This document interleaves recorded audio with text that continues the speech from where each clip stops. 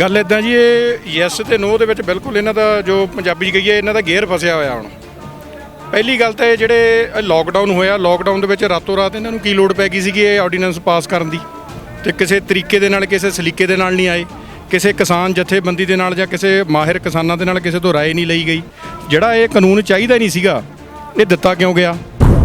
ਸਾਡੇ ਨਾਲ ਪਾਕਿਸਤਾਨ ਬੈਠਾ ਵਾ, ਠੀਕ ਆ ਜੀ। ਜੇ ਤੁਸੀਂ ਸਾਨੂੰ ਵਪਾਰ ਦੀ ਇਜਾਜ਼ਤ ਦਿਓ ਤੇ ਉਹੋ ਹੀ ਸਾਡਾ ਪਿਆਜ਼ ਜਿਹੜਾ ਵਾ ਉਹ ਉੱਥੇ ਚੰਗੀ ਲਾਗਤ ਦੇ ਉੱਤੇ ਵਿਕ ਸਕਦਾ, ਸਾਡੇ ਫਰੂਟ ਚੰਗੀ ਲਾਗਤ ਦੇ ਉੱਤੇ ਵਿਕ ਸਕਦੇ ਆ। ਬਟ ਜਿਹੜੀਆਂ ਪੰਜਾਬ ਵਾਸਤੇ ਇਹਨਾਂ ਦੀਆਂ ਸੈਂਟਰ ਦੀਆਂ ਮਾਰੂ ਨੀਤੀਆਂ ਨੇ, ਜਿਹੜੀਆਂ ਹਿਡਨ ਪਾਲਿਸੀਆਂ ਨੇ, ਉਹਨਾਂ ਦੇ ਅਸੀਂ ਸ਼ਿਕਾਰ ਹੋਏ ਅੱਜ ਅਸੀਂ ਇੱਥੇ ਤੱਕ ਪਹੁੰਚੇ ਹਾਂ।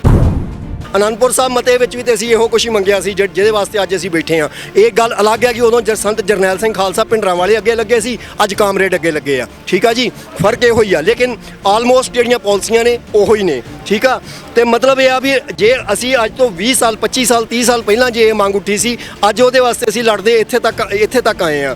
ਇਹਨਾਂ ਦੀਆਂ ਜਿਹੜੀਆਂ ਸੈਂਟਰ ਦੀਆਂ ਮਾਰੂ ਨੀਤੀਆਂ ਨੇ ਉਹ ਸਾਨੂੰ ਖੁਦ ਮੁਖਤਿਆਰੀ ਜਦੋਂ ਤੱਕ ਅਸੀਂ ਨਹੀਂ ਹਾਸਲ ਕਰਦੇ, ਅਸੀਂ ਇਹ ਤਿੰਨ, ਤੁਸੀਂ ਥੋੜੀ ਜੀ ਗੱਲ ਅਸੀਂ ਇਸ ਤੋਂ ਅੱਗੇ ਵਧਾਈਏ, ਅਸੀਂ ਤਿੰਨ ਲਾਅ ਜਿਹੜੇ ਆ, ਤਿੰਨ ਇਨੈਕਟਡ ਲਾਅ ਜਿਹੜੇ ਉਹਨਾਂ ਨੂੰ ਰਿਪੀਲ ਕਰਾ ਕੇ ਚਲੇ ਵੀ ਜਾਂਦੇ ਆ, ਨਿਰਸਤ ਕਰਾ ਕੇ ਚਲੇ ਵੀ ਜਾਂਦੇ ਆ। ਕੀ ਗਰੰਟੀ ਆ ਕਿ 6 ਮਹੀਨੇ ਸਾਲ ਬਾਅਦ 1.5 ਸਾਲ ਬਾਅਦ ਕੁਛ ਇਹੋ ਜਿਹਾ ਡਰਾਫਟ ਕਰ ਦੇਣਗੇ ਕਿ ਜੇ ਫਿਰ ਸਾਡੇ ਗਲੇ ਦੇ ਵਿੱਚ ਫੰਦਾ ਪੈ ਜਾਊਗਾ? ਸਾਨੂੰ ਖੁਦ ਮੁਖਤਿਆਰੀ ਦੀ ਲੋੜ ਆ, ਕੋਈ ਸਮਝ ਨਹੀਂ ਰਿਹਾ ਇਸ ਗੱਲ ਨੂੰ। ਮੈਂ ਤੁਹਾਡੇ ਮੀਡੀਆ ਤੁਹਾਡੇ ਚੈਨਲ ਦੇ ਥਰੂ ਇਹ ਅਪੀਲ ਕਰਨਾ ਚਾਹੁੰਦਾ ਵਾਂ ਮੋਦੀ ਸਰਕਾਰ ਨੂੰ ਹੀ, ਐਜ਼ ਵੈਲ ਐਜ਼ ਜਿਹੜੇ ਅੱਗੇ ਲੱਗੇ ਕਾਮਰੇਡੀ ਲੀਡਰ ਨੇ ਉਹਨਾਂ ਨੂੰ ਵੀ ਇਹ ਅਪੀਲ ਕਰਨਾ ਚਾਹੁੰਦਾ ਕਿ ਜੇ ਤੁਸੀਂ ਇਹਨਾਂ ਕਿਸਾਨਾਂ ਨੂੰ ਦੇ ਸਪਿਰਿਟ ਦੇ ਅਗੇਂਸਟ, ਇਹਨਾਂ ਦੇ ਸੈਂਟੀਮੈਂਟਸ ਦੇ ਅਗੇਂਸਟ ਕੋਈ ਵੀ ਕੰਮ ਕੀਤਾ ਤਾਂ ਇਹ ਲੀਡਰਸ਼ਿਪ ਜਿਹੜੀ ਹੈ ਖੂੰਜੇ ਲਾਈਨ ਲਾ ਦਿੱਤੀ ਜਾਏਗੀ, ਔਰ ਦੂਸਰਾ ਇਹਨਾਂ ਲੋਕਾਂ ਨੂੰ ਪਿੰਡਾਂ ਦੇ ਵਿੱਚ ਨਹੀਂ ਵੜਨ ਦਿੱਤਾ ਜਾਏਗਾ। ਮੋਦੀ ਸਰਕਾਰ ਨੂੰ ਇਹੀ ਕਹਿਣਾ ਚਾਹੁੰਦੇ ਹਾਂ ਜੀ ਕਿ ਸੁਧਰ ਜਾ, ਸਮਾਂ ਤੇਰਾ ਸੁਧਰਨ ਦਾ, ਜੇ ਤੂੰ ਨਾ ਸੁਧਰਿਆ ਤੇ ਜ਼ਿਮੀਂਦਾਰਾਂ ਨੂੰ ਸੁਧਾਰ ਤਾਂ ਦੇਣਾ ਹੀ ਆ। ਜਿਹੜਾ ਤੁਸੀਂ ਬੋਰਡ ਦੇਖ ਰਹੇ ਹੋ ਇਹ ਕਹਿ ਰਿਹਾ ਕਿ ਅਸੀਂ 150 ਰੁਪਏ ਕਿਲੋ ਆਟਾ ਕਰਨਾ, ਅਸੀਂ ਜ਼ਿਮੀਂਦਾਰ ਕਹਿ ਰਹੇ ਹਾਂ ਕਿ ਹਰ ਇੱਕ ਨੂੰ ਅਸੀਂ 25 ਰੁਪਏ ਕਿਲੋ ਆਟਾ ਦਵਾਵਾਂਗੇ। ਇਹ ਜੇ ਮੋਦੀ ਸੁਧਰ ਜਾਏ ਤਾਂ ਵਧੀਆ ਗੱਲ ਆ, ਨਹੀਂ ਤਾਂ ਜ਼ਿਮੀਂਦਾਰ ਹਰ ਇੱਕ ਕੋਈ ਸੁਧਾਰੇਗਾ ਇਹਨੂੰ। ਵਾਹਿਗੁਰੂ ਜੀ ਕਾ ਖਾਲਸਾ, ਵਾਹਿਗੁਰੂ ਜੀ ਕੀ ਫਤਿਹ। ਗੁਰੂ ਪਿਆਰਿਓ, ਅਸੀਂ ਕੋਂਡਲੀ ਬਾਰਡਰ ਉੱਤੇ ਆ ਤੇ ਤੁਹਾਡੇ ਰੂਬਰੂ ਜੋ ਇੱਥੇ ਵਰਤਾਰਾ ਵਾਪਰ ਰਿਹਾ ਹੈ, ਅਸੀਂ ਕਹਿ ਸਕਦੇ ਵੀ ਇਹ ਪਰਮਾਤਮਾ ਦੀ ਇੱਕ ਕਲਾ ਹੀ ਵਾਪਰ ਰਹੀ ਹੈ। ਇੱਥੇ ਕਿਤੇ ਨੌਜਵਾਨ ਫਲੈਕਸਾਂ ਲੈ ਕੇ ਬੈਠੇ ਹੋਏ ਨੇ, ਸਰਕਾਰ ਦੇ ਉੱਤੇ ਲਾਹਣਤਾਂ ਪਾ ਰਹੇ ਨੇ ਦੋ ਸ਼ਬਦਾਂ ਵਿੱਚ, ਖੇਤੀ ਬਿੱਲ। ਮੈਂ ਕਹਾਂਗਾ ਇੱਕ ਵਾਰ ਇਹ ਫਲੈਕਸ ਇੱਧਰ ਨੂੰ ਘੁਮਾ ਕੇ ਜ਼ਰੂਰ ਦਿਖਾਣਾ, ਘੁਮਾ ਦਿਓ ਇੱਧਰ ਨੂੰ।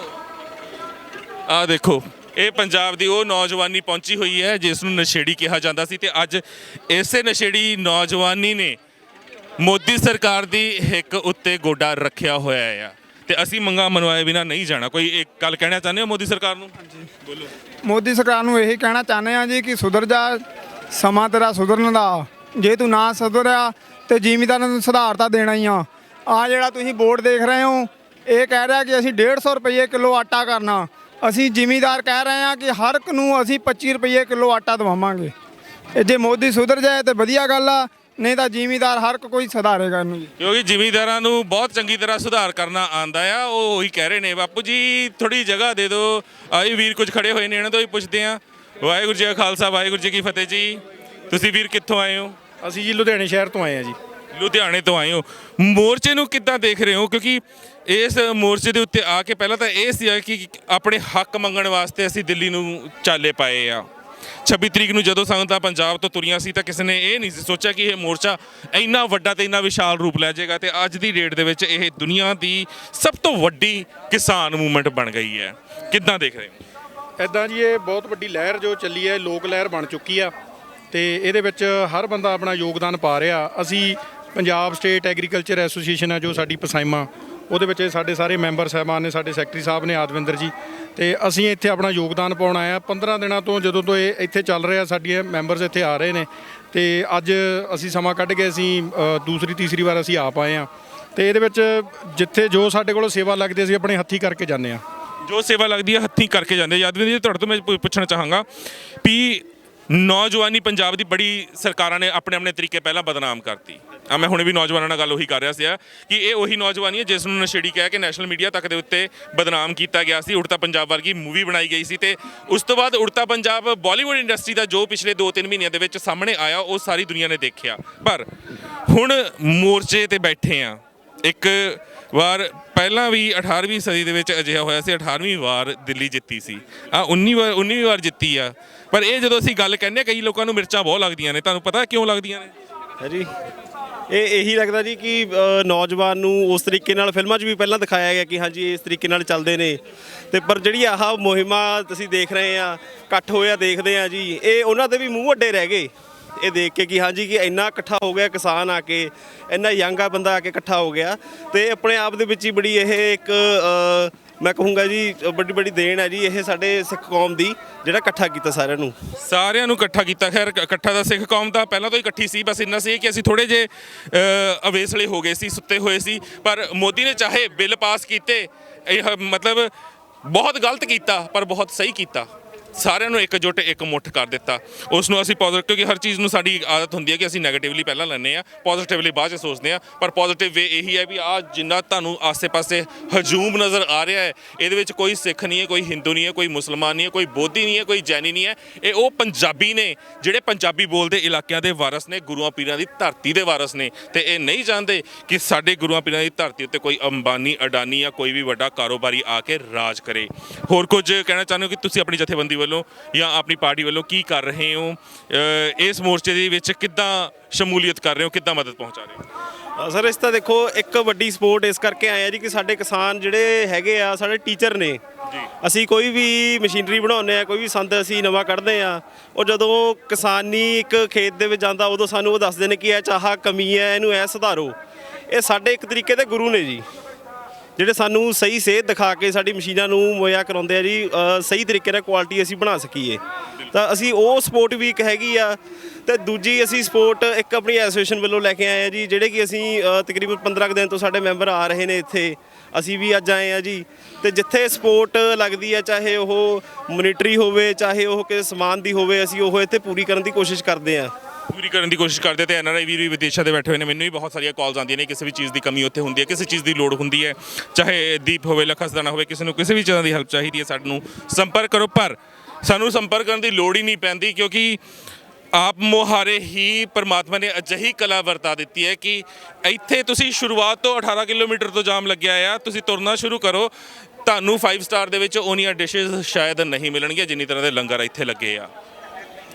ਇਹ ਪੰਜਾਬ ਹਰਿਆਣਾ ਉਹ ਜਗ੍ਹਾ ਆ ਜਿਹਨੇ ਪੂਰੇ ਭਾਰਤ ਦਾ ਢਿੱਡ ਭਰਿਆ ਸੀ, ਤਾਂ ਆਪਣਾ ਢਿੱਡ ਨਹੀਂ ਇਹ ਭਰ ਸਕਦੇ। ਇਹ ਗਲਤ ਫਹਿਮੀ 'ਚ ਨਾ ਰਹੋ ਵੀ ਸੜਕਾਂ ਦੇ ਉੱਤੇ ਕਿਸਾਨ ਆ ਕੇ ਬਹਿ ਗਿਆ ਤਾਂ ਕਿਸੇ ਵੱਲ ਦੇਖੂਗਾ। ਕਿਸਾਨਾਂ ਨੇ ਤਾਂ ਉਰੇ ਭਾਂਤ ਦੇ ਲੈ, ਹੁਣ ਤਾਂ ਇੱਥੇ ਦੀ ਆਵਾਮ ਕਹੂਗੀ ਵੀ ਇਹ ਮੋਰਚੇ ਲੱਗੇ ਹੀ ਰਹਿਣ, ਕਿਉਂਕਿ ਇਹ ਲੰਗਰ ਹੀ ਨਹੀਂ ਮੁੱਕਣੇ। ਤੇ ਤੁਸੀਂ ਕੀ ਕਹੋਗੇ ਕਿ ਜਿਸ ਤਰੀਕੇ ਨਾਲ ਅੜੀਅਲ ਰਵੱਈਏ ਤੇ ਇਸ ਵੇਲੇ ਸਰਕਾਰ ਅੜੀ ਹੋਈ ਹੈ, ਉਹ ਕਹਿੰਦੀ ਹੈ ਵੀ ਅਸੀਂ ਯੈਸ ਨਾ ਜਾਂ ਨੋ ਦੇ ਵਿੱਚ ਤਾਂ ਆਨਸਰ ਦੇਣਾ ਨਹੀਂ, ਅਸੀਂ ਅਮੈਂਡਮੈਂਟ ਕਰ ਦਿੰਦੇ ਆ। ਕਿਸਾਨ ਯੈਸ ਨੋ ਦੇ ਫਸੇ ਹੋਏ ਨੇ ਤੇ ਇਸ ਦੇ ਪਿੱਛੇ ਦੀ ਮਨਸ਼ਾ ਸਾਰੇ ਜਾਣਦੇ ਨੇ ਕਿ ਹੁਣ ਕਮਰ ਟੁੱਟ ਗਈ ਹੈ ਕਿ ਸਰਕਾਰ ਦੀ, ਬਸ ਆਪਣੀ ਜਿਹੜੀ ਕਹਿੰਦੇ ਨੇ ਕਿ ਫੋਕੀ ਸ਼ਾਨ ਵਾਸਤੇ ਇਹ ਚਾਹੁੰਦੀ ਹੈ ਵੀ ਕਿਸਾਨ ਚਲ ਜਾਣ ਵਾਪਸ। ਅਸੀਂ ਸਾਰੀਆਂ ਗੱਲਾਂ ਮੰਨ ਲੈਂਦੇ ਆ, ਯੈਸ ਤੇ ਨੋ ਨਹੀਂ ਕਰ ਸਕਦੇ ਅਸੀਂ। ਗੱਲ ਇਦਾਂ ਜੀ, ਇਹ ਯੈਸ ਤੇ ਨੋ ਦੇ ਵਿੱਚ ਬਿਲਕੁਲ ਇਹਨਾਂ ਦਾ ਜੋ ਪੰਜਾਬੀ 'ਚ ਕਹੀਏ ਇਹਨਾਂ ਦਾ ਗੇਅਰ ਫਸਿਆ ਹੋਇਆ। ਹੁਣ ਪਹਿਲੀ ਗੱਲ ਤਾਂ ਇਹ ਜਿਹੜੇ ਲੋਕਡਾਊਨ ਹੋਇਆ, ਲੋਕਡਾਊਨ ਦੇ ਵਿੱਚ ਰਾਤੋਂ ਰਾਤ ਇਹਨਾਂ ਨੂੰ ਕੀ ਲੋੜ ਪੈ ਗਈ ਸੀਗੀ ਇਹ ਆਰਡੀਨੈਂਸ ਪਾਸ ਕਰਨ ਦੀ, ਤੇ ਕਿਸੇ ਤਰੀਕੇ ਦੇ ਨਾਲ, ਕਿਸੇ ਸਲੀਕੇ ਦੇ ਨਾਲ ਨਹੀਂ ਆਏ, ਕਿਸੇ ਕਿਸਾਨ ਜਥੇਬੰਦੀ ਦੇ ਨਾਲ ਜਾਂ ਕਿਸੇ ਮਾਹਿਰ ਕਿਸਾਨਾਂ ਦੇ ਨਾਲ ਕਿਸੇ ਤੋਂ ਰਾਏ ਨਹੀਂ ਲਈ ਗਈ। ਜਿਹੜਾ ਇਹ ਕਾਨੂੰਨ ਚਾਹੀਦਾ ਨਹੀਂ ਸੀਗਾ, ਇਹ ਦਿੱਤਾ ਕਿਉਂ ਗਿਆ? ਅੰਬਾਨੀਆਂ ਅਡਾਨੀਆਂ ਦੇ ਨਾਲ ਤਾਂ ਸਲਾਹ ਹੋਈ ਸੀ। ਬਿਲਕੁਲ, ਉਹਨਾਂ ਨਾਲ ਸਲਾਹ ਤਾਂ ਹੋ ਗਈ। ਹੁਣ ਤੁਸੀਂ ਇੱਕ ਗੱਲ ਦੇਖੋ ਵੀ ਸਾਰਿਆਂ ਨਾਲੋਂ ਪਹਿਲਾਂ ਜਦੋਂ ਅੰਨ ਦੀ ਲੋੜ ਸੀ, ਗ੍ਰੀਨ ਰੈਵੋਲੂਸ਼ਨ ਆਇਆ, ਉਦੋਂ ਪੰਜਾਬ ਚੁਣਿਆ ਗਿਆ। ਇੱਥੇ ਦੇ ਲੋਕਾਂ ਦੇ ਜਿਹੜੇ ਪੰਜਾਬ ਹਰਿਆਣੇ ਦੇ ਲੋਕਾਂ ਦੇ, ਇਹਨਾਂ ਦੀ ਮਿਹਨਤਕਸ਼ ਲੋਕਾਂ ਨੂੰ ਚੁਣਿਆ ਗਿਆ। ਤੇ ਜਦੋਂ ਹੁਣ ਪੂਰੇ ਪੰਜਾਬ ਨੂੰ, ਪੂਰੇ ਭਾਰਤ ਨੂੰ ਪਾਲਤਾ ਤੇ ਉਦੋਂ ਵਿੱਚ ਉਹਨਾਂ ਨੂੰ ਸਿਖਾਤਾ ਵੀ ਖੇਤੀ ਕਿੱਦਾਂ ਹੁੰਦੀ ਆ, ਸਾਰਾ ਕੁਝ ਕਿੱਦਾਂ ਹੁੰਦਾ ਆ। ਤੇ ਉਦੋਂ ਬਾਅਦ ਹੁਣ ਸਾਨੂੰ ਠੇਂਗਾ ਦਿਖਾਉਂਦੇ ਨੇ, ਅੰਗੂਠਾ ਦਿਖਾਉਂਦੇ ਨੇ। ਤੇ ਕਹਿਣ ਦਾ ਕੀ ਭਾਵ ਗਿਆ ਵੀ ਹੁਣ ਇਹ ਜਿਹੜੇ ਡਾਇਵਰਸੀਫਿਕੇਸ਼ਨਾਂ ਦੀਆਂ ਗੱਲਾਂ ਕਰਦੇ ਨੇ ਵੀ ਹੁਣ ਜਿਹੜੀ ਬਾਸਮਤੀ ਆ, ਜਿਹੜੇ ਨਿਤਨ ਗਡਕਰੀ ਜੀ ਦੀ ਮੈਂ ਇੱਕ ਇੰਟਰਵਿਊ ਦੇਖ ਰਿਹਾ ਸੀ, ਉਹ ਕਹਿੰਦੇ ਇੰਨੇ ਲੱਖ ਟਨ ਸਾਡੇ ਗੋਦਾਮਾਂ ਦੇ ਵਿੱਚ ਪਿਆ ਵੀ ਅਗਲੇ 3 ਸਾਲ ਤੱਕ ਉਹ ਵਿਕਣਾ ਨਹੀਂ। ਜੇ ਉਹ ਨਹੀਂ ਵਿਕਦਾ, ਉਹਦੀ ਕੁਆਲਿਟੀ 'ਚ ਕਮੀ ਆ, ਤਾਂ ਉਹਦੇ ਵਿੱਚ ਕਸੂਰ ਕਿਹਦਾ?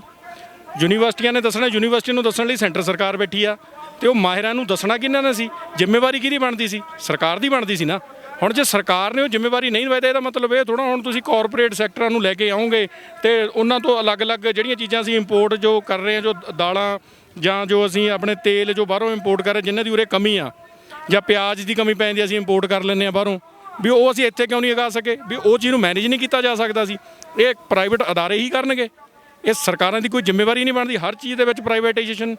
ਤੇ ਇਹ ਇੱਕ ਅਹਿਮ ਮੁੱਦਾ ਵਾ ਵੀ ਅੱਜ ਜਿਹੜਾ ਇਹ ਇਕਜੁੱਟ ਹੋ ਕੇ ਕਿਸਾਨੀ ਦੇ ਵਿੱਚ ਕਿਸਾਨ ਤੇ ਯੂਥ ਜਿਹੜੇ ਇਕੱਠੇ ਹੋਏ ਨੇ, ਸਾਡੇ ਬਜ਼ੁਰਗ ਇੱਥੇ ਇਕੱਠੇ ਹੋ ਗਏ, ਸਾਡੇ ਯੂਥ ਇਕੱਠੇ ਹੋ ਗਏ, ਇਹਦੇ ਵਿੱਚ ਦਿਖਾਤਾ ਵੀ ਪੰਜਾਬ ਨੇ ਜੇ 18 ਵਾਰ ਪਹਿਲਾਂ ਆਪਣੇ ਸਿੱਖਾਂ ਨੇ ਜਾਂ ਪੰਜਾਬੀਆਂ ਨੇ ਜੇ ਬਾਬੇ ਬਘੇਲ ਸਿੰਘ ਦੇ ਟਾਈਮ ਦੇ ਵਿੱਚ ਉਹਨਾਂ ਨੇ 18 ਵਾਰ ਦਿੱਲੀ ਜਿੱਤੀ ਤਾਂ 19 ਵਾਰ ਵੀ ਜਿੱਤ ਕੇ ਦਿਖਾਈ ਆ। ਬਿਲਕੁਲ ਜੀ ਬਿਲਕੁਲ, 19ਵੀਂ ਵਾਰ ਅਸੀਂ ਜਿੱਤ ਚੁੱਕੇ ਹਾਂ। ਬਸ ਹੁਣ ਇਹ ਆ ਵੀ ਮੋਦੀ ਸਰਕਾਰ ਕਿਹੜਾ ਰੁਖ ਇਖਤਿਆਰ ਕਰਦੀ ਹੈ, ਕਿਉਂਕਿ ਊਂਠ ਜਿਸ ਕਰਵਟ ਪੰਜਾਬ ਦੀ ਆਵਾਮ ਨੇ ਕਿਸਾਨੀ ਨੇ ਬਿਠਾਣਾ ਸੀ ਆਪਣਾ ਬਿਠਾ ਦਿੱਤਾ ਆ, ਤੇ ਇਸ ਊਂਠ ਦੀਆਂ ਲੱਤਾਂ ਘੇਰਾ ਪੂਰੀ ਦਿੱਲੀ ਨੂੰ ਚਾਰੋਂ ਪਾਸਿਓਂ ਪਾ ਚੁੱਕੀਆਂ ਨੇ।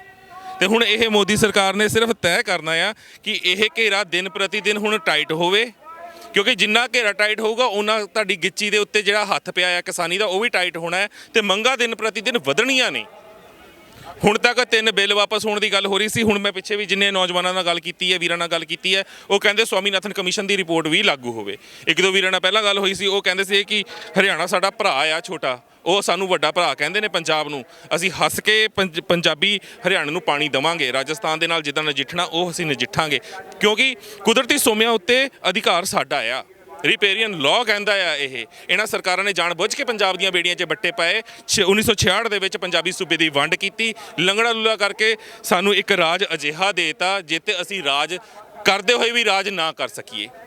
ਪਰ ਫਿਰ ਵੀ ਇਹਨਾਂ ਨੇ ਜਦੋਂ ਲਾਕਡਾਊਨ ਦੇ ਵਿੱਚ ਦੇਖਿਆ ਕਿ ਸਭ ਕੁਝ ਘਾਟੇ ਦੇ ਵਿੱਚ ਜਾ ਰਿਹਾ ਹੈ ਤੇ ਸਿਰਫ ਕਿਸਾਨੀ ਇੱਕ ਅਜਿਹਾ ਧੰਦਾ ਹੈ ਜਿਹੜਾ ਫਾਇਦੇ 'ਚ ਜਾ ਰਿਹਾ ਹੈ, ਕਿਉਂ ਨਾ ਇੱਥੇ ਵੀ ਕਬਜ਼ਾ ਕੀਤਾ ਜਾਵੇ। ਤਾਂ ਫਿਰ ਜਿੱਦਾਂ ਵੀਰ ਨੇ ਕਿਹਾ ਕੀ ਲੋੜ ਪਈ ਸੀ ਇਹ ਪਾਸ ਕਰਨ ਦੀ, ਇਸ ਕਰਕੇ ਲੋੜ ਪਈ ਸੀ ਕਿਉਂਕਿ ਉਸ ਵੇਲੇ GDP ਅਗਰ ਇੰਡੀਆ ਦੀ ਗੱਲ ਕੀਤੀ ਜਾਵੇ ਮਾਈਨਸ ਦੇ ਵਿੱਚ ਜਾ ਚੁੱਕੀ ਸੀ, ਪਰ ਫਿਰ ਵੀ 4+ ਸੀਗੀ ਕਿਸਾਨੀ ਦੀ GDP। ਜਿਸ ਕਰਕੇ ਅੰਬਾਨੀ ਅਡਾਨੀ ਨੂੰ ਲੱਗਿਆ ਕਿ ਸਭ ਕੁਝ ਘਾਟੇ 'ਚ ਜਾ ਸਕਦਾ ਹੈ, ਖੇਤੀ ਤਾਂ ਕਦੀ ਘਾਟੇ 'ਚ ਜਾ ਹੀ ਨਹੀਂ ਸਕਦੀ।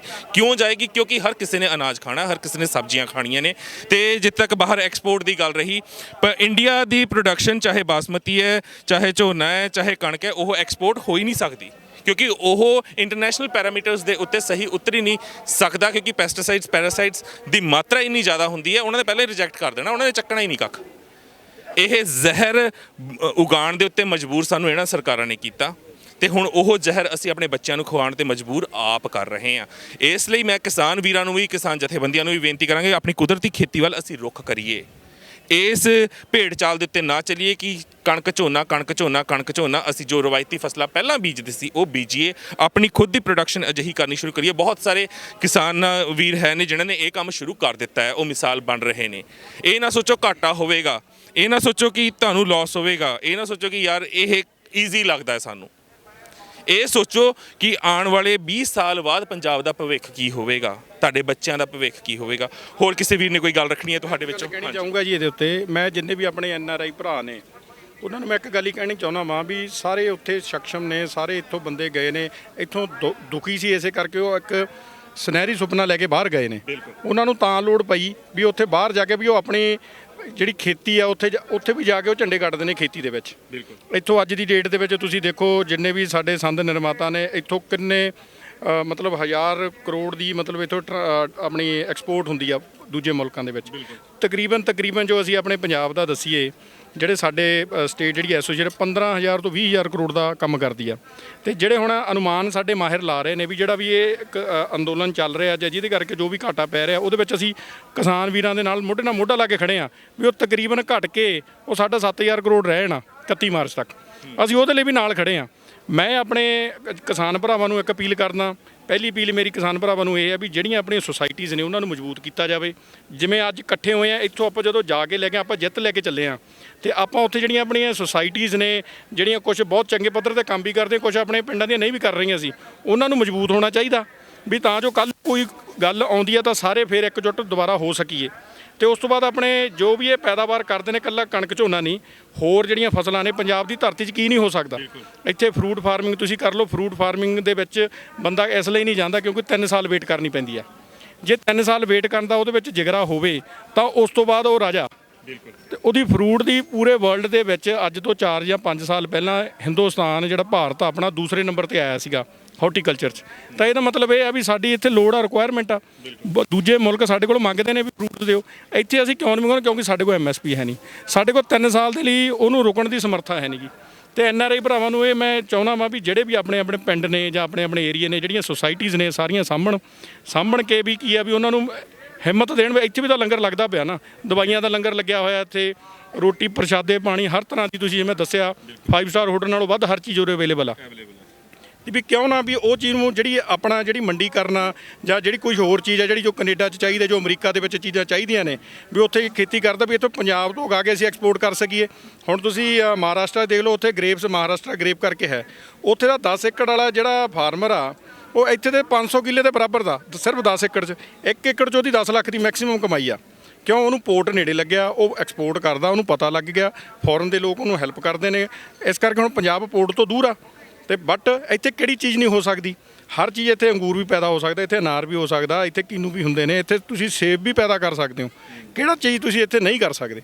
ਸੋ ਕਹਿਣ ਦਾ ਮਤਲਬ ਵੀ ਇੱਕਜੁੱਟ ਹੋਣ ਦੀ ਲੋੜ ਆ ਵੀ ਅੱਜ ਜੇ ਸਾਰੇ ਇਕੱਠੇ ਹੋਏ ਨੇ ਤੇ ਇਹਦੇ ਵਿੱਚ ਕੋਈ ਵਿਉਂਤਬੰਦੀ ਘੜ ਕੇ ਕੋਈ ਅਲੀਕ ਕੇ ਇਹਦੇ ਵਿੱਚ ਅੱਗੇ ਆਪਣੇ ਚੱਲਣਾ। ਕੋਈ ਸਰਕਾਰਾਂ ਦੇ ਡਿਪੈਂਡੈਂਸੀ ਜੇ ਆਪਾਂ ਰੱਖੀਏ ਵੀ ਇਹਨਾਂ ਤੋਂ ਤਾਂ ਆਪਾਂ ਕੀ ਆਸ ਕਰ ਸਕਦੇ? ਇਹ ਤਾਂ ਲੋਕਡਾਊਨ ਦੇ ਵਿੱਚ 2 ਰੁਪਏ ਦਾ ਮਾਸਕ ਨਹੀਂ ਕਿਸੇ ਨੂੰ ਫ੍ਰੀ ਦੇ ਸਕੇ, ਇਹ ਸਾਨੂੰ ਇਹ ਮਤਲਬ ਖੇਤੀਆਂ ਕਰਨੀਆਂ ਸਿਖਾਉਣਗੇ। ਸੋ ਕਹਿਣ ਦਾ ਮਤਲਬ ਇਹ ਆ ਵੀ ਸਾਰੇ ਜਿੰਨੇ ਐਨਆਰਆਈ ਭਰਾ ਨੇ ਜਾਂ ਜਿੰਨੇ ਸਾਡੇ ਕਿਸਾਨ ਜਥੇਬੰਦੀਆਂ ਨੇ, ਜਿੰਨੇ ਸਾਡੀਆਂ ਕਾਰਪੋਰੇਟ ਸੁਸਾਇਟੀਜ਼ ਨੇ, ਇਹਨਾਂ ਨੂੰ ਦੁਬਾਰਾ ਸੋਚਣਾ ਪਊਗਾ ਤੇ ਇਹਨਾਂ ਨੂੰ ਆਪਣਾ ਮਜ਼ਬੂਤ ਹੋਣਾ ਪਊਗਾ। ਉਹਨਾਂ ਨੂੰ ਤਾਂ ਮਜ਼ਬੂਤ ਹੋਣਾ ਪਏਗਾ, ਨਾਲ ਤੁਹਾਡੇ ਵਰਗੇ ਨੌਜਵਾਨਾਂ ਨੂੰ, ਸਾਡੇ ਵਰਗਿਆਂ ਨੂੰ ਵੀ ਸੋਚਣਾ ਪਵੇਗਾ ਕਿ ਅਗਰ ਅਸੀਂ ਆਪਣੇ ਪੰਜਾਬ ਦਾ, ਪੰਜਾਬੀ ਬੋਲਦੇ ਇਲਾਕਿਆਂ ਦਾ ਭਵਿੱਖ ਬਦਲਣਾ ਹੈ ਤਾਂ ਸਾਨੂੰ ਵੀ ਤਿਆਰ ਹੋਣਾ ਪੈਣਾ ਇਸ ਗੰਦੀ ਹੋਈ ਸਿਆਸਤ ਵਿੱਚ ਉਤਰ ਕੇ ਇਹ ਗੰਦ ਸਾਫ਼ ਕਰਨ ਵਾਸਤੇ। ਇਸ ਲਈ ਮੈਂ ਵੀ ਇਹੀ ਬੇਨਤੀ ਕਰਾਂਗਾ, ਪਹਿਲਾਂ ਵੀ ਮੈਂ ਕਰ ਰਿਹਾ ਹਾਂ, ਚਾਹੇ ਕਿਸਾਨ ਜਥੇਬੰਦੀਆਂ ਨੇ, ਚਾਹੇ ਤੁਸੀਂ ਕਿਸੇ ਪਿੰਡ ਦੇ ਵਿੱਚ ਰਹਿੰਦੇ ਹੋ, ਸ਼ਹਿਰ 'ਚ ਰਹਿੰਦੇ ਹੋ, ਕਸਬੇ 'ਚ ਰਹਿੰਦੇ ਹੋ, ਇੱਕ ਚੀਜ਼ ਵੱਲ ਜ਼ਰੂਰ ਧਿਆਨ ਦੇਣਾ ਸ਼ੁਰੂ ਕਰ ਦਿਓ। ਆਪਣੀ ਕਿਸਾਨ ਜਥੇਬੰਦੀਆਂ ਨੂੰ ਕਹਿਣਾ ਸ਼ੁਰੂ ਕਰ ਦਿਓ ਕਿ ਆਪਣੇ ਇਲਾਕੇ ਦੇ ਵਿੱਚ ਚਾਹੇ ਤੁਸੀਂ ਐਮਸੀ ਤੋਂ ਲੈ ਕੇ ਐਮਐਲਏ ਐਮਪੀ ਤੱਕ ਦੀਆਂ ਇਲੈਕਸ਼ਨਸ ਦੇ ਬੰਦੇ ਹੁਣ ਤੋਂ ਛਾਟੀ ਕਰਨੇ ਸ਼ੁਰੂ ਕਰ ਦਿਓ ਵੀ ਕਿਹੜੇ ਬੰਦੇ ਨੂੰ ਕਿੱਦਾਂ ਖੜਾ ਕਰਨਾ। ਉਹ ਬੰਦਾ ਨੀਅਤ ਦਾ ਸਾਫ਼ ਸੁਥਰਾ ਹੋਵੇ, ਜਾਗਦੀ ਜ਼ਮੀਰ ਵਾਲਾ ਹੋਵੇ, ਹੱਕ ਸੱਚ ਦੀ ਆਵਾਜ਼ ਚੱਕਣੀ ਜਾਣਦਾ ਹੋਵੇ। ਅਜਿਹੇ ਬੰਦੇ ਲੱਭਣੇ ਕੋਈ ਔਖੇ ਨਹੀਂ ਹੈਗੇ, ਪਰ ਅਸੀਂ ਕਦੀ ਲੱਭੇ ਹੀ ਨਹੀਂ। ਅਸੀਂ ਮਾਰ ਉੱਥੇ ਹੀ ਖਾ ਰਹੇ ਹਾਂ। ਬੀਤੇ 50 ਸਾਲਾਂ ਤੋਂ ਕਿਸਾਨ ਜਥੇਬੰਦੀਆਂ ਆਪਣੀਆਂ ਮੰਗਾਂ ਤੱਕ ਪਹੁੰਚੀਆਂ ਨੇ, ਹੱਕ ਲੈਣ ਤੱਕ ਸਰਕਾਰਾਂ ਨੇ ਆਪਣੀ ਰਣਨੀਤੀ ਦੇ ਅੱਗੇ ਉਹਨਾਂ ਨੂੰ ਪਹੁੰਚਣ ਹੀ ਨਹੀਂ ਦਿੱਤਾ, ਉਲਝਾ ਕੇ ਹੀ ਸਾਨੂੰ ਉੱਥੇ ਰੱਖਦੇ ਨੇ। ਪਰ ਤੁਸੀਂ ਇਹ ਸੋਚੋ ਕਿ ਅੱਜ ਅਗਰ ਪੰਜਾਬ ਦਾ ਮੁੱਖ ਮੰਤਰੀ ਕਿਸਾਨੀ ਸੰਘਰਸ਼ ਦੇ ਵਿੱਚੋਂ, ਕਿਸਾਨੀ ਘੋਲ ਦੇ ਵਿੱਚੋਂ ਨਿਕਲ ਕੇ ਕੋਈ ਬੈਠਾ ਹੁੰਦਾ ਤਾਂ ਸਾਨੂੰ ਅੱਜ ਇੱਥੇ ਆ ਕੇ ਡੇਰੇ ਲਾਣੇ ਪੈਂਦੇ।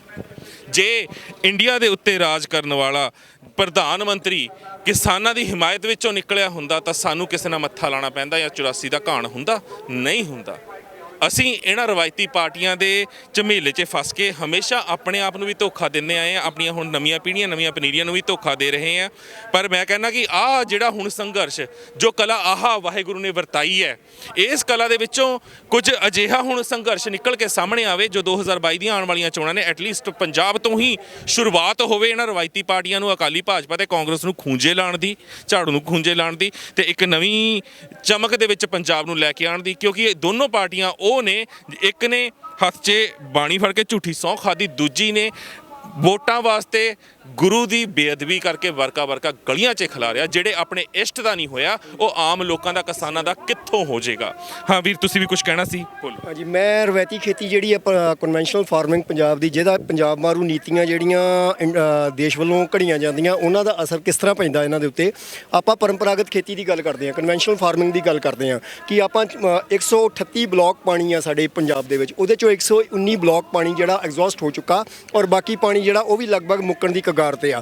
ਅਸੀਂ ਕਨਵੈਨਸ਼ਨਲ ਫਾਰਮਿੰਗ ਝੋਨਾ ਕਣਕ ਦੇ ਵਿੱਚ ਆ ਜਾਂਦੇ ਆ। ਅਸੀਂ ਝੋਨਾ ਕਣਕ ਅਸੀਂ ਉਹਨੂੰ ਬਦਲਣ ਨੂੰ ਤਿਆਰ ਆ। We are ready to alter give a substitute. ਆਪਾਂ ਉਹਨੂੰ ਬਦਲਣ ਨੂੰ ਤਿਆਰ ਆ, ਪਰ ਸਭ ਤੋਂ ਵੱਡੀ ਗੱਲ ਹੈ ਕਿ ਉਹਦੇ ਵਾਸਤੇ ਮੰਡੀ ਕਿੱਥੇ ਆ, ਉਹਦੇ ਵਾਸਤੇ ਉਹਦੀ ਲਾਗਤ ਕਿੱਥੇ ਆ। ਜੇ ਸਾਨੂੰ ਮੰਡੀ ਨਹੀਂ ਮਿਲਦੀ ਤਾਂ ਉਹਦੀ ਲਾਗਤ ਨਹੀਂ ਆ, ਅਸੀਂ ਉਹਨੂੰ ਪੈਦਾ ਕਰਕੇ ਜੇ ਕਿਤੇ ਵੇਚ ਨਹੀਂ ਸਕਦੇ ਤਾਂ ਉਹਨੂੰ ਜ਼ਿਮੀਂਦਾਰ ਪੈਦਾ ਕਰਨ ਦੇ ਵਿੱਚ ਇੰਟਰਸਟ ਕਿਉਂ ਲਏਗਾ। ਔਰ ਇਹ ਜਿਹੜੀ ਨੀਤੀ ਆ, ਇਹਦੀ ਲਾਗਤ ਦੀ ਨੀਤੀ ਆ, ਉਹ ਸੈਂਟਰ ਵੱਲੋਂ ਘੜੀ ਜਾਂਦੀ ਆ। ਸੈਂਟਰ ਸਾਨੂੰ ਇੰਨੇ ਅਧਿਕਾਰ ਹੀ ਨਹੀਂ ਦਿੰਦਾ, ਇੰਨੇ ਹੱਕ ਹੀ ਨਹੀਂ ਦਿੰਦਾ ਸਾਡੇ ਸਟੇਟ ਨੂੰ ਕਿ ਅਸੀਂ ਆਪਣੀਆਂ ਫਸਲਾਂ ਜਿਹੜੀਆਂ ਉਹਨਾਂ ਵਾਸਤੇ ਮੰਡੀ ਕ੍ਰੀਏਟ ਕਰ ਸਕੀਏ, ਉਹਨਾਂ ਦੀ ਡਿਮਾਂਡ ਕ੍ਰੀਏਟ ਕਰ ਸਕੀਏ, ਡਿਮਾਂਡ ਕ੍ਰੀਏਟ ਕਰਕੇ ਅਸੀਂ ਉਹਨਾਂ ਦੀ ਪ੍ਰੋਕਿਉਰਮੈਂਟ ਕਰਕੇ ਤੇ ਉਹਨਾਂ ਨੂੰ ਵੇਚ ਸਕੀਏ। ਜ਼ਿਮੀਂਦਾਰ ਜਿਹੜਾ ਉਹ ਮਜਬੂਰ ਆ ਝੋਨੇ ਕਣਕ ਵਾਸਤੇ, ਉਹ ਰਵਾਇਤੀ ਫਾਰਮਿੰਗ ਵਾਸਤੇ ਮਜਬੂਰ ਆ। ਜੇ ਅਸੀਂ ਉਹਨੂੰ ਕਿਸੇ ਨੂੰ ਆਲਟਰਨੇਟ ਦੇਣੇ ਵੀ ਆ ਤੇ ਉਹ ਕਹਿੰਦਾ ਯਾਰ ਮੈਂ ਪੈਦਾ ਤੇ ਕਰ ਲੈਣਾ ਲੇਕਿਨ ਮੈਨੂੰ ਵੇਚਾਂ ਕਿੱਥੇ? ਦੈਟਸ ਦਾ forcefully he will have to grow this. ਉਹਨੂੰ ਇਹੋ ਪੈਦਾ ਕਰਨੀਆਂ ਪੈਣਗੀਆਂ। ਇੱਕ ਦੂਸਰੀ ਗੱਲ, ਤੁਸੀਂ ਗ੍ਰੇਪਸ ਪੈਦਾ ਕਰਦੇ ਹੋ। ਅੱਜ ਜਿਹੜੀ ਮਹਾਰਾਸ਼ਟਰ ਬੈਲਟ ਆ ਉਹ ਪਿਆਜ਼ ਵਾਸਤੇ ਮੰਨੀ ਜਾਂਦੀ ਆ, ਫਰੂਟ ਵਾਸਤੇ ਮੰਨੀ ਜਾਂਦੀ ਆ। ਹਰ ਫਰੂਟ ਜਿਹੜਾ ਉਹ ਪੈਦਾ ਹੁੰਦਾ। ਕੀ ਗੱਲ ਅਸੀਂ ਪੈਦਾ ਨਹੀਂ ਕਰ ਸਕਦੇ?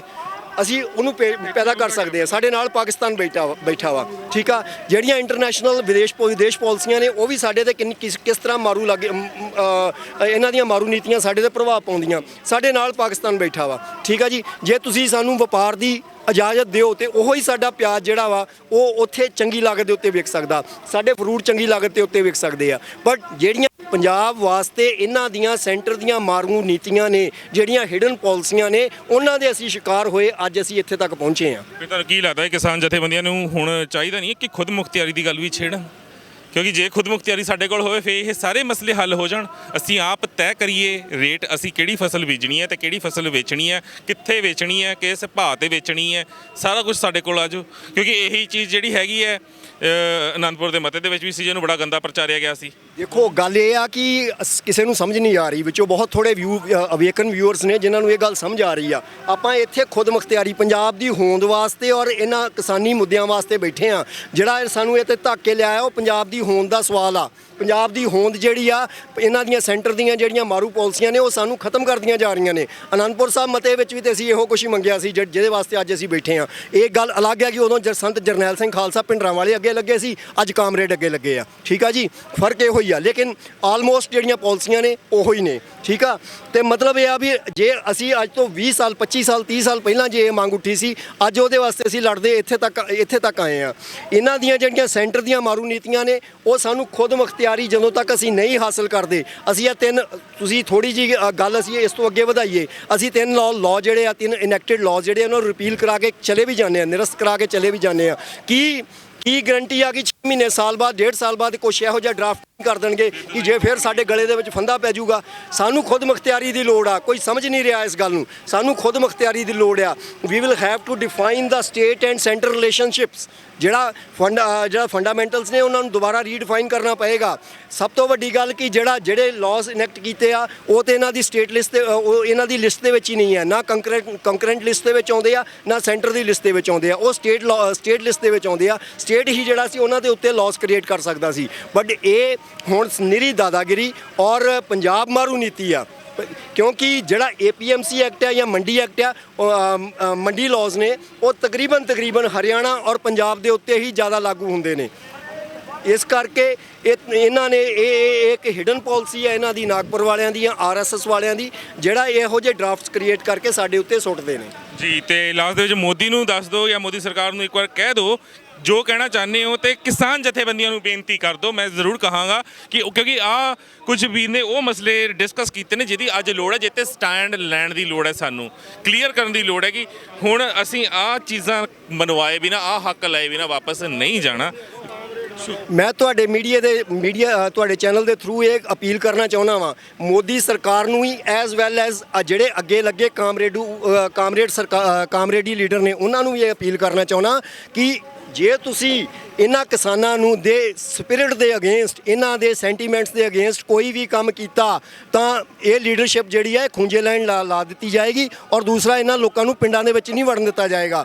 ਜਿਹੜੀ ਗੱਲ ਕਰਨ ਵਾਲੀ ਆ ਉਹ ਇਹ ਆ ਖੁਦ ਮੁਖਤਿਆਰੀ ਦੀ। ਸਾਨੂੰ ਖੁਦ ਮੁਖਤਿਆਰੀ ਚਾਹੀਦੀ ਆ। ਸਾਨੂੰ ਜਿਹੜਾ ਸਟੇਟ ਸੈਂਟਰ ਰਿਲੇਸ਼ਨਸ਼ਿਪ ਆ ਉਹਨੂੰ ਰੀਡੈਫੀਨੇਸ਼ਨ ਉਹਦੀ ਚਾਹੀਦੀ ਆ। ਜਦੋਂ ਤੱਕ ਉਹਦੀ ਰੀਡੈਫੀਨੇਸ਼ਨ ਨਹੀਂ ਹੁੰਦੀ ਸਾਡੇ ਮਸਲੇ ਖੜੇ ਹੁੰਦੇ ਰਹਿਣਗੇ। ਅੱਜ ਤਾਂ ਅਸੀਂ ਇਕੱਠੇ ਹੋ ਕੇ ਆ ਗਏ ਆ, ਸਾਡੇ ਕੋਲ ਹਰ ਸਾਲ ਇਕੱਠੇ ਹੋ ਕੇ ਇੱਥੇ ਨਹੀਂ ਆਇਆ ਜਾਣਾ।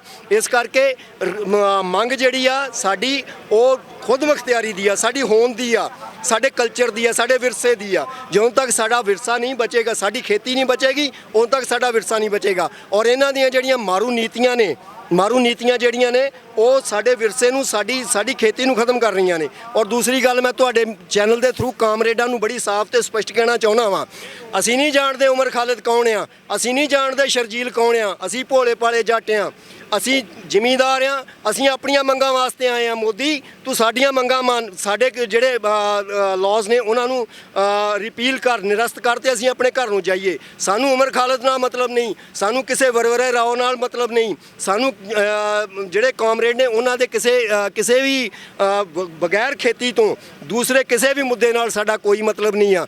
ਹਾਂ, ਅਗਰ ਸਾਨੂੰ ਕੋਈ ਕਾਮਰੇਡ ਪੰਜਾਬ ਦੇ ਵਿੱਚ ਆਪਣਾ ਗਰਾਊਂਡ ਲੱਭਣ ਦੀ ਕੋਸ਼ਿਸ਼ ਕਰੇ ਇਸ ਜੱਦੋ ਜਹਿਦ ਦੇ ਵਿੱਚ, ਤਾਂ ਅਸੀਂ ਉਹ ਕਾਮਯਾਬ ਨਹੀਂ ਹੋਣ ਦਾਂਗੇ। ਲੋਕ ਬਹੁਤ ਸਜਗ ਨੇ, ਲੋਕ ਬਹੁਤ ਅਵੇਅਰ ਨੇ। They are not going to give any space for the any new political party for the CPIM ਤੇ CPIM ਵਾਸਤੇ। ਸੋ ਕਾਮਰੇਡਾਂ ਨੂੰ ਚਾਹੀਦਾ ਇਮਾਨਦਾਰੀ, ਜਿਹੜੇ ਲੀਡਰ ਅੱਗੇ ਲੱਗੇ ਨੇ ਸਪਿਰਿਟ ਦੇ ਅਗੇਂਸਟ ਕੰਮ ਕਰਨਗੇ ਤਾਂ ਖੁੰਝੇ ਲਾਈਨ ਲਾ ਦਿੱਤੇ ਜਾਣਗੇ।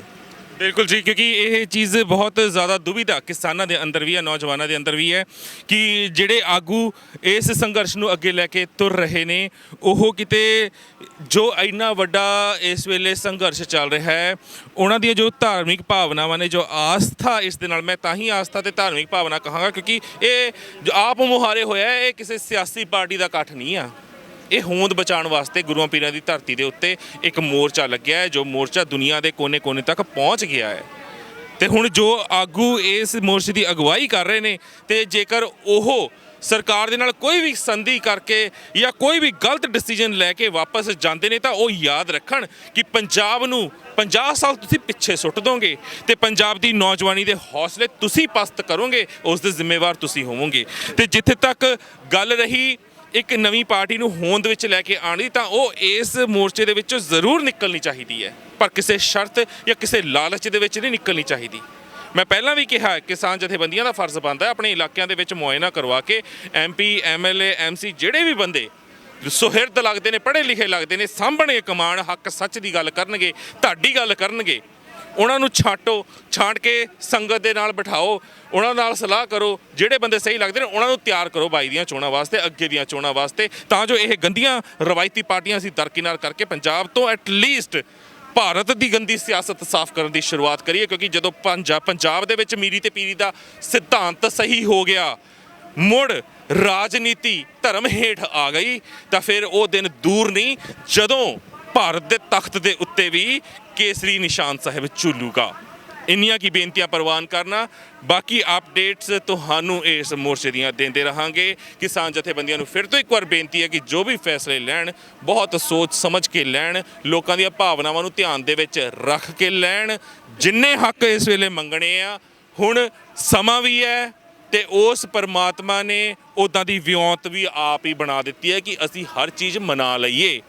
ਹੁਣ ਅਗਰ ਅਸੀਂ ਡਰਾਂਗੇ ਕਿ ਖੁਦ ਮੁਖਤਿਆਰੀ ਦੀ ਗੱਲ ਕਰਦੇ ਹੋਏ ਵੀ ਅਗਰ ਆਨੰਦਪੁਰ ਦੇ ਮਤੇ ਦੀ ਗੱਲ ਕੀਤੀ, ਸੰਤ ਜਰਨੈਲ ਸਿੰਘ ਜੀ ਭਿੰਡਰਾਂਵਾਲਿਆਂ ਦੀ ਗੱਲ ਹੋ ਗਈ, ਉਹਨਾਂ ਦੀ ਗੱਲ ਹੋਈ, ਅੱਤਵਾਦ ਨਾਲ ਜੋੜੀ ਜਾਊਗੀ। ਯਾਰ ਹੁਣ ਤਾਂ ਕਸ਼ਮੀਰ ਤੋਂ ਕੰਨਿਆ ਕੁਮਾਰੀ ਤੱਕ ਹਰ ਇਨਸਾਨ ਕਹਿ ਰਿਹਾ ਹੈ ਅਗਰ ਆਪਣੇ ਹੱਕ ਮੰਗਣੇ ਅੱਤਵਾਦ ਹੈ ਤਾਂ ਅਸੀਂ ਅੱਤਵਾਦੀ ਹਾਂ। ਫੇਰ ਤਾਂ ਮੈਂ ਵੀ ਗਨ ਮਾਈਕ ਫੜ ਕੇ ਇੱਕ ਅੱਤਵਾਦੀ ਖੜਿਆ ਤੁਹਾਡੇ ਸਾਹਮਣੇ ਕਹਿ ਰਿਹਾ ਹਾਂ ਕਿ ਸਾਨੂੰ ਸਾਡੇ ਹੱਕ ਚਾਹੀਦੇ ਨੇ, ਚਾਹੇ ਉਹ ਪਾਣੀਆਂ ਦੇ ਨੇ, ਚਾਹੇ ਜਵਾਨੀ ਦੇ ਨੇ, ਚਾਹੇ ਕਿਸਾਨੀ ਦੇ ਨੇ। ਹਰ ਅਪਡੇਟ ਤੁਹਾਡੇ ਤੱਕ ਪਹੁੰਚਦੀ ਰਹੇਗੀ। ਆਪਣੇ ਵਿਚਾਰ ਨੀਚੇ ਤੁਸੀਂ ਕਮੈਂਟਸ ਦੇ ਵਿੱਚ ਵਿਅਕਤ ਕਰ ਸਕਦੇ ਹੋ। ਮੇਰੇ ਤੋਂ ਕੁਝ ਵੱਧ ਘੱਟ ਬੋਲਿਆ ਗਿਆ ਹੋਵੇ, ਹੱਥ ਬੰਨ੍ਹ ਕੇ ਮਾਫੀ ਹੈ ਜੀ। ਵਾਹਿਗੁਰੂ ਜੀ ਕਾ ਖਾਲਸਾ, ਵਾਹਿਗੁਰੂ ਜੀ ਕੀ ਫਤਿਹ।